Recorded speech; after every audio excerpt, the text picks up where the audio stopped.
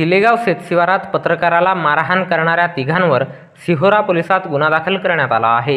भंडारा जिल्ह्यातील सिलेगाव शेतशिवारात पत्रकार संदीप पडारे वय 39 वर्षे हे दिनांक 5 जून 2024 रोज बुधवारला सायंकाळी 5:35 दरम्यान आपल्या सिलेगाव येथील शेतशिवारात गेले असताना आरोपी वैभव पारधी वय अंदाजे 26 वर्षे राहणार धनेगाव आणि त्याचे 2 साथीदार यांनी त्यांच्या मोटरसायकलने संदीप यांच्या शेतावर जाऊन माझ्या ट्रॅक्टरचा फोटो का काढला असे बोलून त्यांच्या डोक्यावर मानेवर बुक्क्यांनी मारहाण केली।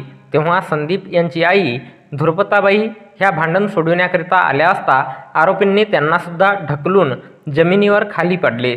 त्यानंतर सार्वजनिक रस्त्यावर येऊन त्यांना मारण्या पिटण्याची धमकी देऊन निघून गेले।